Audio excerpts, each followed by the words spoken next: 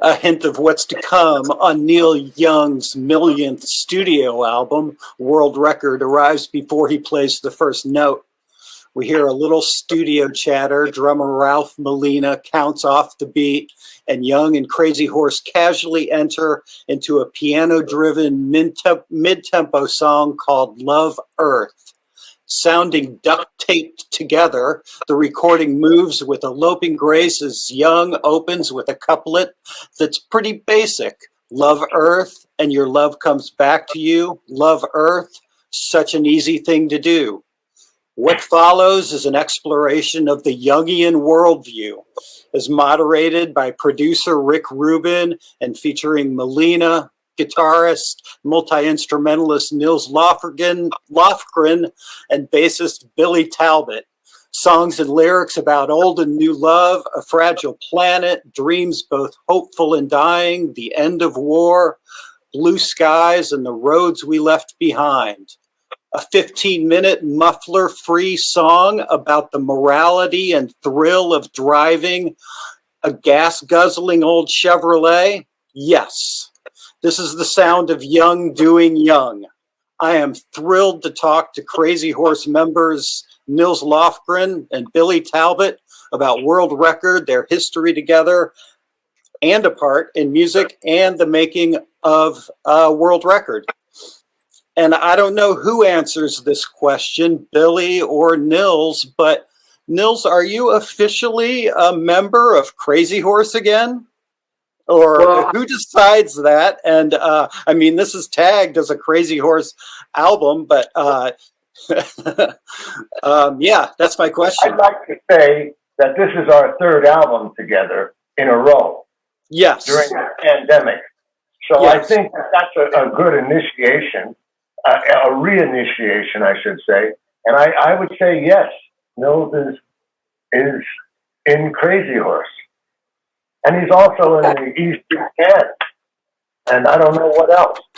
Congratulations.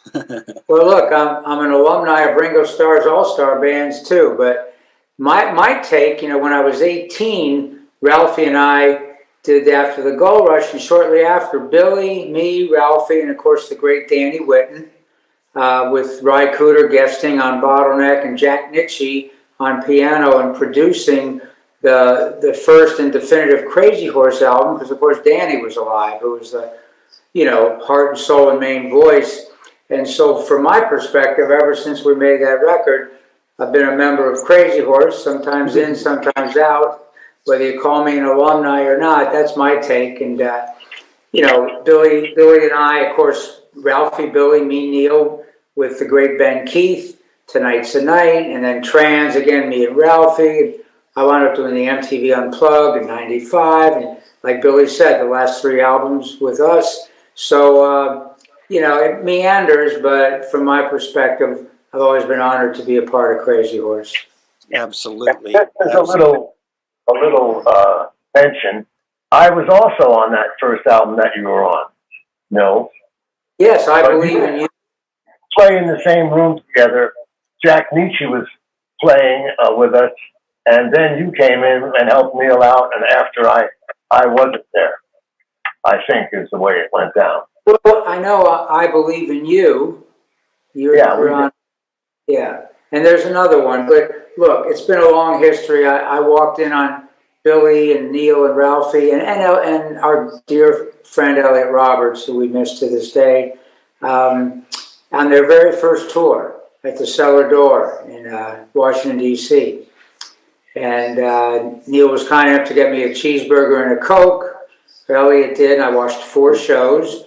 And my band Grin was headed to L.A. anyway, so a few weeks later, I got to L.A. and looked up Neil and started to get to know all of them. And of course, within a couple years, we made that great first Crazy Horse record, After Gold Rush. But anyway, long history. I think about when we were recording World Record, I think there was about a week, 10 days left of the sessions.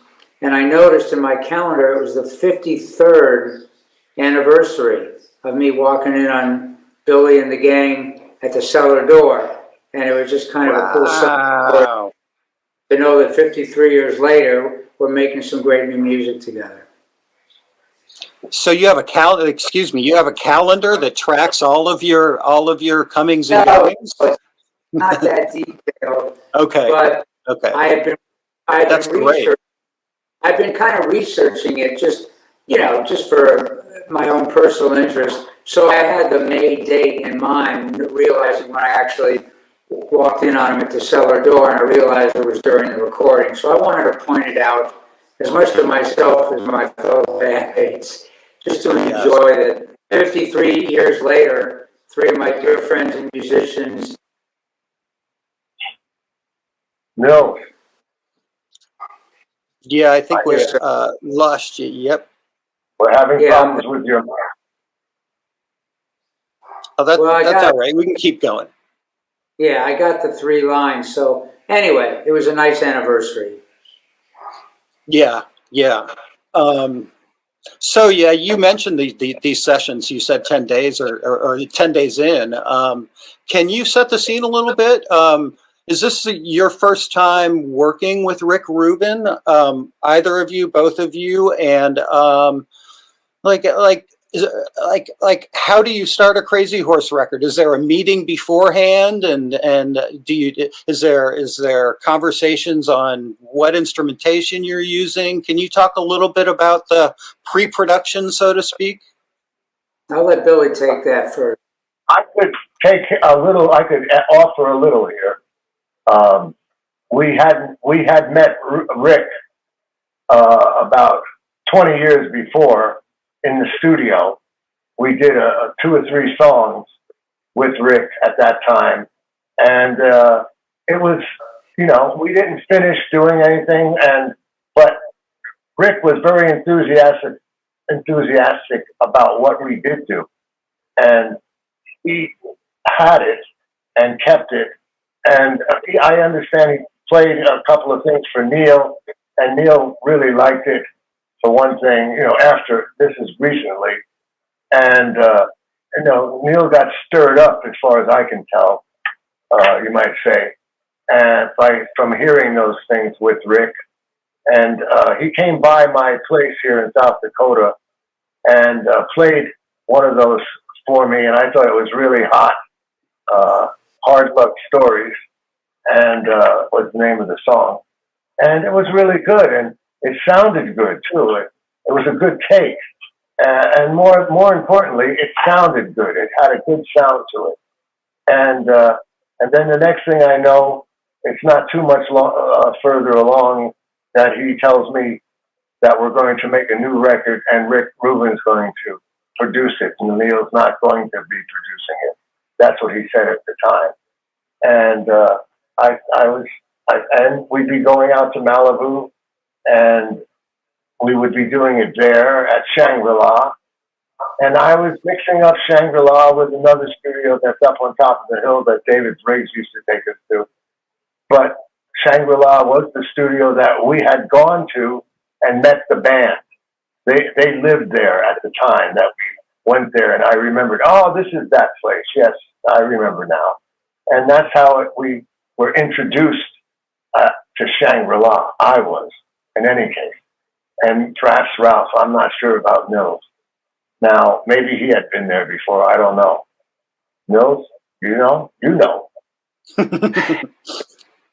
Well, Neil had been mentioning we had a great time making Barn, and of course, staying in touch with each other. Neil mentioned he was writing again. He had a few songs. When he had enough songs, he'd probably want to get us back together to record, and he vaguely thought it might be summer.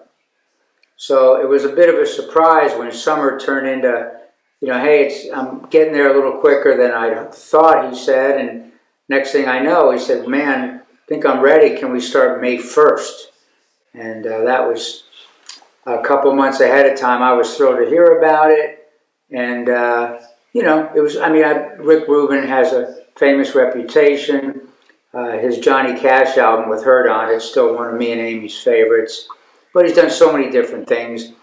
And talking to Neil, and I think this is something Rick allowed and Neil embraced. A lot of times he could just be the guitar player and the singer in the room. He didn't have to always be the producer. He was able to just plug into being a singer and guitar player, and he did that quite a bit, I think. And that was a real joy to see, instead of always having to have the overview of the producer's hat on. So there's a lot of good things about it. I got there a couple days ahead of time. I stayed at the studio in a room there, so I was a 10-second walk from the control room and all this museum of incredible instruments. But I talked to Rick for a while, nice sunny day, got to know him a bit, talked about both our musical histories. It was just an easy, wonderful thing. And I also liked, Barn, we were there for, I think 12, 13 days was it. I think the recording might have been done after 8 or 9, and Billy and I stuck around for the mixing because we like to do that and help out. But Neil had mentioned 3 solid weeks because he said, I'm writing songs while I'm walking, and I have not, this is the first time I've written an album without an instrument. So I need some extra time to sort out what I'm even going to play. But anyway, anytime I'm together with Billy, Ralphie, and Neil, 21 days sounds a lot more fun than 10 or 12 days. And I embraced it all. I was going to drive there. My wife Amy was going to drive me to Malibu. It's about 6-7 hours from Arizona where I live. And we watched the first episode of Shangri-La, the documentary, 4-part. And after part 1, it was really interesting. I found it fascinating, so did Amy. But after part 1, Amy said, I'm not going to drive you, book a flight. And I was like, what do you mean? She said, you need to be alone there with Billy and Ralphie and Neil. I'm not taking anymore, so you better book a flight. And it actually, her instincts were great, because it was just like the old days where all there is to do is music. And, there was very few days off. One Sunday, Neil took a break. Me and Billy and Ralphie got together and jammed all day, just slowly and easily got more familiar. And something Billy led the way on, he really we understood what Neil was saying, like, hey, I don't even have an instrument, but Billy kind of led the charge to get some inkling of what the songs were in a primitive demo, just so Billy and I could write some charts and have some idea of not starting from zero. And finally, Neil sent us some stuff, and it might just be a verse and a chorus for 30 seconds, but it was very helpful. So Billy and I could make some notes and show up a little bit prepared. But it was a beautiful ride, and Rick seemed to fall into the co-production role with Neil, and I thought we had a ball. Mm-hmm. Mm-hmm. Is that accurate, Billy, about you kind of wrestling the songs, helping wrestle the songs into shape? Well, yeah, the way it worked with me was Neil contacted me ahead of time, and sometime in April, and sent me. He said he was going to send me some songs that maybe just 2 verses and a chorus, or 1 verse and a chorus, but enough for me to understand the song. And he did that with all of the songs except for maybe 2 of them that we totally learned in the studio. I was able to have a good idea of the changes. So for the bass, because I play 1 note at a time, and it has to be the right one. And so I didn't have to improvise, although it's called improvisation, the way we do it. I knew what the changes were, but we hadn't played the songs. Mm-hmm. We got to Rick's place, and we were all playing them more or less for the first time. And Neil would decide which instrument he was going to play, and then consequently, Nils would decide, well, which instrument should I play then? And he would make up his mind as to because he could play a lot of different instruments and what he was going to play on this song that we're doing at that moment. So that's kind of the way it went, I would say. Yeah, there was an enormous amount of musical chairs for me and Neil, because by his own admission, I didn't write with an instrument. I don't even know what instrument to use. So as he would jump around from guitars to different, Wurlitzer, Fender Rhodes, the Gold Rush upright, the Tonight's the Night Grand, the pump organ, I would jump around too as to what I heard. He'd make suggestions. One great example of that was the song "I Walk with You." We started out with me on accordion and Neil on pump organ. And it's a beautiful, haunting melody and message. And we had a very kind of lamentful version of it. And then one day Neil decided, let's try it with me on Old Black. And I jumped on a pedal steel through a Pog, which made it sound like a pipe organ, a little distorted, a little overdriven as a counterpart. And we did take it. I thought it was great. Neil played this beautiful solo after the bridge. And anyway, long story short, we have two completely different versions, but I think everyone realized at the end of the day that it was, I don't know, just a more powerful statement with the full band and Neil on Old Black. Let's see. So when does Neil tell you he wants the longest song on the album to be called Chevrolet? And since he's not available to speak to this, I'm going to ask you about the song. How did it come to life? And was it always going to be a long jam? I can answer that a little bit. I think so. I think he intended it to be a kind of a long jam guitar song. He had he had 3 verses, and they're interesting verses because they're long verses, and they each wind up taking you to this place. And once you get there, you just want to play. And then that went on for a while, as if we were driving down the road or driving around in the Chevrolet, I should say. And then we would, after a bit, so on, he would wind it up and start the next verse, which was, maybe after 7 minutes or 6 minutes or something. It was quite an experience. By then I realized what we were doing, and there's Nils with his doggy. Oh yes, the dog wants to get in the show as usual, and he's that kind of dog. And anyway, then we do the 3rd verse and play again, and so after the 2nd verse, we did another long one, and then the 3rd verse came, and then we did a long one again, and then it ended. And it was real natural, and I think it was the 3rd time that we had played the song when we got this version, when we had really played the song. We did a couple of little false start ones, so I think it was take 5, but it was really the 3rd time that we played the whole song. And, and it felt really good. It felt like that was it. And it was it. We captured it. And, I'd like to say that Cowgirl in the Sand was 50 years before, and Chevrolet was 50 years later, approximately. And, it felt like they were connected. Mm-hmm. Mm-hmm. Cool. Yeah, Neil doesn't say, okay, this song needs to be a long jam at 15 minutes. That doesn't happen. When he sent the chord progression to me and Billy, it was a lot of chords. It went through about 3 movements, and that took quite a while, and then we just kind of jam until he started singing again. But we didn't plan it to be that long, but I'm glad it was for me, because in 2020, of course, one of the great thrills for me, we were going to tour Neil and Crazy Horse, starting in Chicago, where I was born, April 29th. Neil had 2 big runs planned and said, look, if we're having fun, we'll stay out all year. And I thought, great, because to me, that's where I learned the most. 10, 15 shows in, everything gets to another level for me and inevitably the bandmates. And I thought that was going to be a great time to kind of get more into the 2-guitar exploratory jamming thing.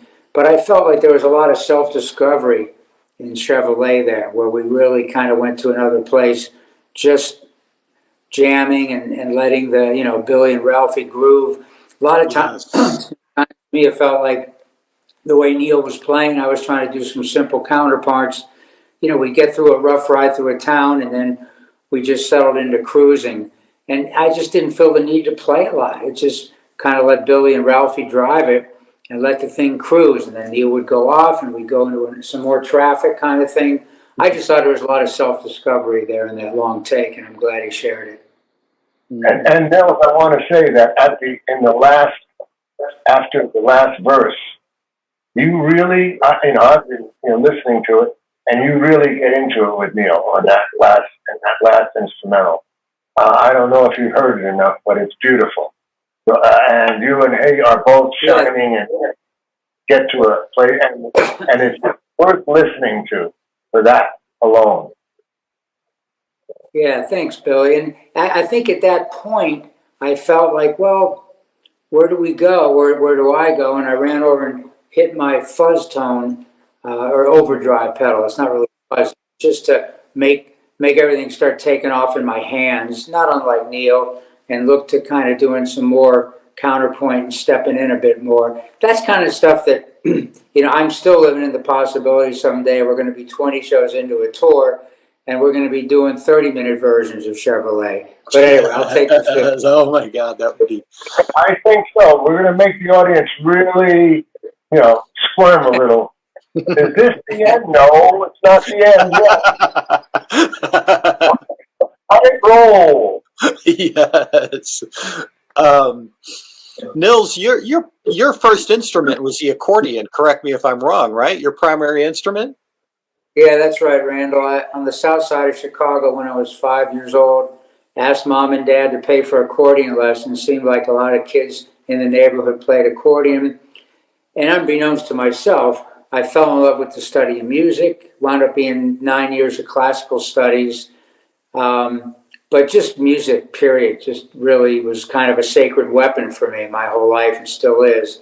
And I discovered it at a young age. Certainly didn't plan on being a rock musician back then, but I fell in love with music, which remains the planet's sacred weapon. And it was a great background in education when I picked up the blues guitar for fun at 14 or whatever. Mm-hmm. And what about you, Billy? Can you talk a little bit about your start? Yeah, I'm from the Lower West Side of New York City, and we, where they have lots. I started out in vocal groups, doo-wop vocal groups, and I started doing that when I was very young as well, and I loved it. My mother was a songwriter and a singer, and she did some nightclub singing, and she would ask me to sing every once in a while, which I didn't do very well. And I could play the piano and sing along. And so that's how I started. And then I had my first doo-wop band group of guys getting together and singing. And then when I moved over to Jersey, we would sing under the street lights. And we thought it was really cool. And we'd have some local friends in the neighborhood come and listen, and they would come and listen. We didn't really invite them, but they were beautiful and cheering us on. So it was good, and that's how I started. Then I wanted to form a really good group. I had 6 guys, and we were all, it was really great. I wanted to have bass and 3-part harmony, lead singer, a falsetto singer, the full-blown doo-wop group. And then I got on a bus and came to California because of circumstances that came to be. My mother and brother took off on a bus to California, and I was left there with my group and boarding in this house. And then after about a year, I said, maybe I should go to California too. So I took off, and they all came over to the Port Authority building and said goodbye to me, about 18 of them, and sent me off to California on the Greyhound bus. And it was an eventful trip. I really, in more ways than one. Yes. Both of you guys. Oh, go ahead. I'm just going to say a footnote to that. I really thought of the last 3 albums we did. On this album, we really took some strides as singers. We did a lot of singing, the 3 of us, and a lot of times the 4 of us with Neil. And I just thought we really kind of came together as singers, and had a lot of great vocal sessions, more than the other records. I was really happy with the singing. I remember in the bridge in I Walk With You, we hit a great groove. Da, da, da, da, the cost of, and then, you know, I think Billy suggested Neil kick that bucket throughout there, which really gave it nasty, you know, push. And but I love the singing on this record. I thought the three of us, and a lot of times Neil would join us as four, we hit a new stride as singers. And I thought Rick helped that happen, the singing. Yeah. He's a real encouraging type producer. He doesn't tell us what to do. He encourages us in what we are doing.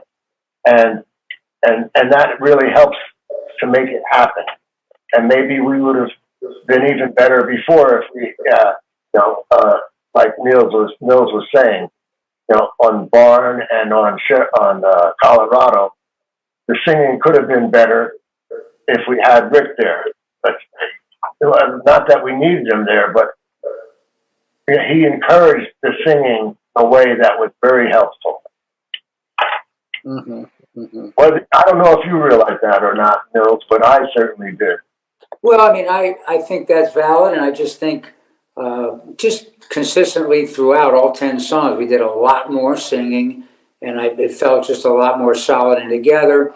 And I think there was a confidence from the three albums, and Rick's influence included, that, you know, if we weren't there yet, we knew we just kept singing and we'd find it. Mm-hmm. Yeah. So both you guys, and congratulations for this, for deserved reasons, have managed to stay professional musicians for decades, which is no small feat at all. Can you guys talk about, like, was there a point in your musical lives where you like had second thoughts, or like, yeah, I don't think this is going to work out, despite your talent, or that's my question. Go ahead, Billy. All right. Well, I'd just like to say that I never stopped doing it, no matter what. I had to get jobs. I had to do this. I've had to go this way or that way to keep everything going with my family and so on and so forth. But in the forefront of my mind, I was doing all of that just so I could do this. And it was never any question with me, ever. When I first got to California when I was 18, I mean, that's it. That's what I was. And when I left New Jersey, that's what I was doing. I just kept wanting to do that because I loved the feeling of singing together, and then I loved the feeling of playing together and having things happen because of that. You know, it just felt so good that I never wanted to do anything else. Mm-hmm. Yeah, you know, for me, Randall, music was always, once I decided to try it, I always wanted it to be the way I made a living. There were some questionable times where, early 80s, I couldn't get a record deal. A couple executives actually talked to me trying to be supportive. They say, Nils, you're really good, but you've been around forever. You never made us money. You're a dinosaur. A dinosaur. But I will say that I never occurred to do some other thing. I just got panicked about how I was going to make a living at it. And I often think, with my accordion experience and falling in love with music and the study of it at a very young age, if it wasn't for the Beatles and the Stones basically turning me on to everything, Staxville, Motown, the old blues guys, all of it, I might be playing a Cordavox in a Ramada Inn lounge, you know, playing the top 40. But, you know, as I was questioning whether I could, you know, I was persona non grata in the music industry, then things would happen. Like Neil would call and say, hey, I made this trans album and I got to do, you know, we're going to tour and record some extra songs, and all of a sudden I'd be off on that. And, you know, that's the great thing with people like Neil. He's like, hey, what's the status of your record deal? And, you know, what's your Q rating? I need to check all that before we work together. It's just all about music. And Yeah. I've been blessed to, you know, walk in on those guys at 17 And here we are, with this great new album out, talking to you about it with Billy. But yeah, some lean times, but like Billy said, I never really thought about doing anything else. Since you brought up trans, there was a question that I had about trans, actually, which is that is such a wonderful, for me, a wonderful outlier in Neil's discography because of how electronic it is, and so both of you guys toured on that record. Do you remember fans? I didn't tour on that record. Oh, you didn't. Excuse me. I'm sorry. Okay. That's okay. That's quite all right. Yeah. Nils, do you remember? Did you play on that record, Billy? We played a lot of those songs, Crazy Horse, with Neil. Gotcha. Okay. Okay. At first.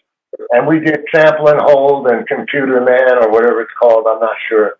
And a bunch of and then Neil went off and he had this in clavier and he was putting those parts on the songs that we did with him.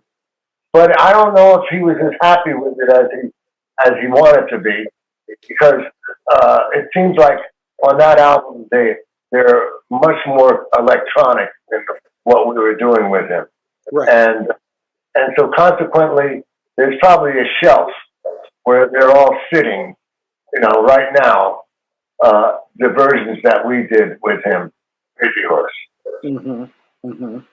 And then I don't know how it all Nils knows more about that than I do, how the rest of that transpired. I'm not sure. Yeah, I guess my question for Nils is was there pushback from fans on that tour because it was so electronic, or was that only in one aspect of it? And what about you as a guitar player? All of a sudden, Neil's on kind of new wave-ish synthesizers. Yeah, well, one of the great things playing in Crazy Horse is I get to stop being the band leader. Yeah. Mm-hmm. All my non-musical issues as a band leader. I mean, I take my bands. I've been playing for 55 years in little bars and clubs, but you're still a band leader, and you still got to lead the band. All those non-musical issues go away. So I love Neil. Whatever the ride is, I'm for it. And when he played trans for me, I love the idea. He was writing songs and giving souls and names and voices to machines that enabled and helped handicapped children. I thought it was genius. David Geffen suspended him, said, "I will not release this record. It's too un-Neil Young-like." Rather than fight it in court, Neil approached it creatively, took that trans band of Hawaii. We recorded alternate things, put 4 or 5 on them. They made peace to get it out. But, going on stage playing like the song Billy talks about, Computer Age, that was one that, back in 20 when we were going to tour, I thought that's got to be in the set. Just I mean, some great rock stuff. But it didn't put me off because I was so enthralled by the idea of machines helping children with voices and souls. Yes. Names. And, of course, wearing a vocoder and singing with Neil's voice coming out of my head. And then a voice named Sylvia, like a mini Ripperton, 4 octaves up in the sky. It was very challenging and fun. And, again, Ralphie was there, Ben Keith, any combination of really the Tonight band. Anytime, whether it's Billy, Ralphie, Ben, rest his soul, Neil, you're immediately excited to be with old friends making great music, whatever it is. So I'm along for the ride, wherever Neil wants to take us. Case in point, we only did a handful of shows, 5 or 7. One, Neil doesn't like to rehearse that much, so me and Billy and Ralphie met at Billy's house in South Dakota, dead of winter. It was frigid cold. We walked across black ice to get to Billy's studio, hanging on to each other, hoping we didn't take a spill and break something. It was quite the adventure, and we just jammed together, getting ready for shows in, not Toronto, where was it, Billy?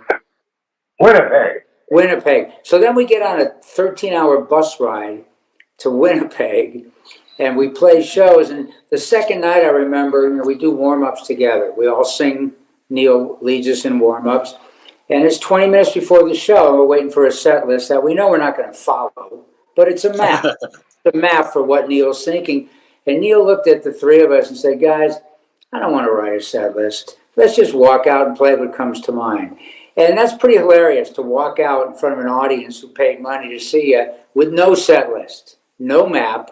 And it takes kind of a bunch of characters like us led by Neil to be able to make that work, and we did. We're still going to play, even though we don't have a set list. We're still going to come up in front of the audience, and we're not going to let it down. So, you know, the set, and we know there's a bunch of songs that we could play, so it's just a matter of picking them, kind of like out of a hat, while you're up there. And there's a certain adventure to all of that, which is kind of tickles you, because it's a little bit more exciting than having a set list, which kind of a set list, you know, it kind of makes you a little nervous.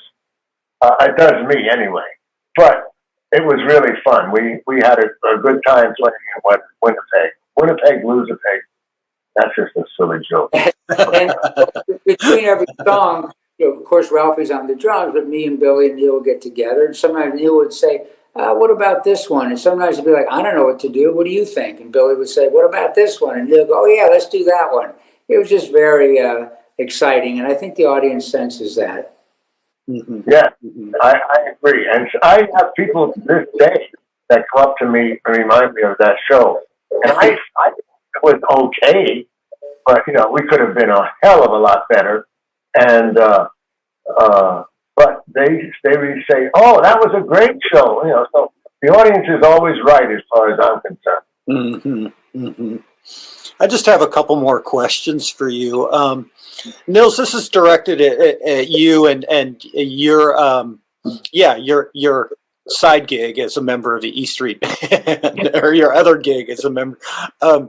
You happen to play with two of the most renowned rock bands, one on the East Coast and one on the West Coast. Even their names kind of reflect that polarity. There's the E Street Band, which is kind of gritty sounding, and Western Crazy Horse, which is very Western sounding. Can you compare and contrast those kind of approaches to playing? And as a follow up, who's a better songwriter, Bruce Springsteen or Neil Young? Yeah, well, you know what? you can keep that one in your stand-up routine. Well, you know, to me, there's a vast more similarities. I mean, other than the differences of the sound of their voice and maybe their guitar, the overriding theme is working with great players that you don't edit much. You know, you don't tell them what to play much. I mean, we were recording World Record, and you know, Neil would be moving around from a keyboard to a guitar. I'd be moving around. You know, a lot of times he didn't even offer direction. Just by play what you feel. Like, I don't know, pick up whatever, you know, once in a while I'd say, well, let's try the pump organ and the accordion. But there's a lot of freedom offered. And that's where I thrive. I can't read music. You know, I put down the accordion, pick up the blues by ear. So I can read G, E minor, C, D chord chart. If you put a line in front of me to play, I can't read it. So I love being in both bands because of that. And, you know, I often call the managers and say, you know, I'm a half a century in here. Can't you just let me dictate the touring schedule for a couple years? And they both tell me to get lost. So, you know, but I, you know, it's very, the freedom and the excitement and the soul of the musical adventure is almost identical. Mm-hmm. Mm-hmm. That spirit, yes. Well, that's interesting. I like hearing that, you know, because I have no idea, because I'm just in one of them. And Well, you get to be in two. Yeah, but you're in your own bands, Billy, and you make great music at home with bands. I mean, you're used to doing. I really appreciate your answer. Actually, it gives me more insight into the E Street Band. You know, right. I happen to be a Bruce Springsteen fan. You know. Mm-hmm. Yeah, I mean, it's all just being in a place where people trust you and your instincts and like to see what you come up with. And that's very exciting and inspiring. Of course, somebody has a good suggestion. I mean, a classic example in Colorado, it's funny. I got there a few days early to get used to the oxygen and all that. Amy drove me up. It's like 9 hours from where we are. And we love Telluride. We go there to ski and snowboard. We've been going there for decades. But it was the turn of the season, so it was a ghost town. Nobody was there. There was only like 2 restaurants open. Billy was on the way there with Karen, but I got there first. So we'd sit with a coffee or tea in the empty streets. The dogs would come by. And I had this little, demos that Billy and I had of some ideas of songs that Neil sent us for Colorado. And there was one called Truth Kills. And it was just him on an acoustic guitar. And I remember playing it in that ghost town of a street with like chilly air, but the sun's out. The first line, water wars are coming, water wars are coming. Minory, cool song. And when we were recording in Colorado, I was not sure what to do. And after a take or two, I was just meandering. Ralphie comes up and says, Nils, why don't you try playing like a big chord with tremolo? And damned if that wasn't the charm for me. I just put my tremolo button on, found the right shake. And the next take we did, like Ralphie just handed me the answer. But that's the thing, it's like this magical mystery tour. You're looking for something. And when you're with friends like that, you're going to find it. Sometimes it takes a much more windy road than others. Sometimes you find it right away. But it's knowing that you trust each other and they trust you, and you just keep at it and you're going to find it. And we want to listen to each other. Yes. It's not that we're talking all the time to each other, but just because every once in a while there's a key thing that comes out. So we're all paying attention to each other, even if we're just hanging out talking, small talk. Because in those little sessions, a gem will come surface, and we have to pay attention. And that's part of the deal. And the nice thing too, all these records with Crazy Horse and Neil, somebody has an idea. Maybe when we were kids or children, we sit around and, let me tell you why your idea won't work, and you argue about it. But these days, you just, Neil instantly is like, well, let's hear it. And then when you hear it, you have a very strong opinion. You might disagree, but you don't talk about if it'll work. You just play it like, let's try this arrangement. Oh, that's pretty good. Let's do that for a while. Or we tried it. I think where we're at is the best way right now. But that's very healthy. Someone has an idea, play it, hear it right away. You know which way to go. And if there's some confusion, of course, Neil makes the final, which bend in the road do we take? Mm-hmm. Mm-hmm. How do you guys listen to music at home? Are you regular, or do you always have music on? Do you pick and choose? How do you live with music, or you just play? Not just, but do you play and not listen as much? No, please. I mean, I don't want to put you on the spot, but no, that's all right. I mean, look, I'm working on an album of my own right now, just part-time, chipping away, so it's a little more formal in a funky garage studio. But most of the time, I have, the phone has shitty sound system. But whenever I'm by myself, even walking around the yard, I have quiet, great music playing. Because even if it's a shitty, low, quiet sound, it doesn't have to be loud. It changes the molecular structure of what's coming into my ears and my brain, my soul, my spirit instantly. Just gets me out of darkness. So I'm listening to music pretty regularly. It's not always like the old days where you put on the LP and then you turn it and you're in the dark basement with a candle and you listen to both sides. We're all so stressed and pressed for time now. But whenever I can, I have very quiet music playing in my pocket, in my hand, just to kind of keep the darkness at bay. It's very, it still remains a sacred weapon for me. And it's exciting, I mean, music heals billions of souls every day. Everyone turns to it. And to see a guy with Neil's history, figuratively pick up his sword and start swinging, I mean, your sword can be a guitar, it can be a stethoscope, it can be a fire axe, just whatever your gift is, man, use it. And to get to use it with friends like, Billy, Ralphie, and Neil after 53 years is quite a gift on this planet. Mm-hmm. Mm-hmm. Yeah, and Nils, his phone, a lot of times when we were driving back from recording, I guess it was Colorado the first time I really noticed it. He would have it plugged into the car system, or just hearing it in the back seat where we were sitting together, him and I and Ralph. And and his selection of material was just beautiful. And there would be old things on there, and it'd just be so reminiscing. I guess that's the word.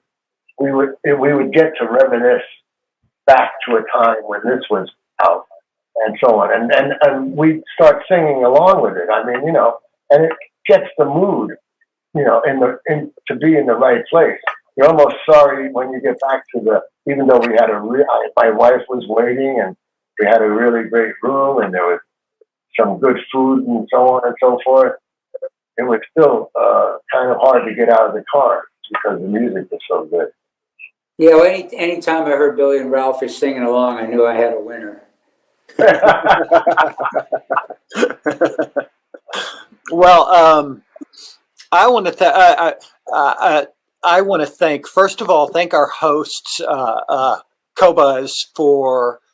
Excuse me. I'd like to thank our hosts, Qobuz, the high-res streaming and download service, for hosting this remarkable conversation with Billy and Nils. Thank you guys so much for taking time, and it's such a pleasure to talk to you about music. Neil Young and Crazy Horse's new album is called World Record. Thank you guys so much. Thank you, Randall. Yeah, bless you, Qobuz, Randall. And hey, this was really fun to have Billy on, because usually it's just me and I get sick of hearing me talk. So glad Billy was here. I agree. I'm not getting sick of hearing you talk, but I get sick of hearing me talk. And I'm glad we were all here together. Yeah, it was fun, Randall. Thank you. Yeah, I can't wait. I hope you guys end up on the road. I can't wait to be there. I'll be there, right there with you. So thank you guys so much. I'm living in the hope we're going to make more records and tour extensively, and that's my hope and dream every day I'm living in. And I'm glad this record's finally hitting the streets. Yep. And you are playing in Denver, aren't you, with Bruce? Yeah, there's a show in Denver the first couple months, in the States. And it's still happening, all of that. Yeah, I mean, so on February 1st, the first show, and they're selling tickets. My fingers are crossed that, COVID, treason, war, something doesn't shut us down. Every time for the last 3 years, Neil wanted to go play, it got shut down because of mainly COVID. And same thing. So, look, man, obviously it's a champagne problem to be in two great bands and not let the managers let me write the touring schedule. But I'll get over it. I always, it's just a joy. Like my wife, she said it all. Said, I'm not taking you. You go alone and be with your friends and make music. And still, after 54 years on the road, to be that excited and joyful about an adventure like World Record is a great gift. I don't take it lightly. I agree. Bravo. Thanks, guys. Hey, thanks. Billy, love you. Say hi to Yep. Karen, and we'll talk soon. See you later, Nils. All right. Say hi to Amy.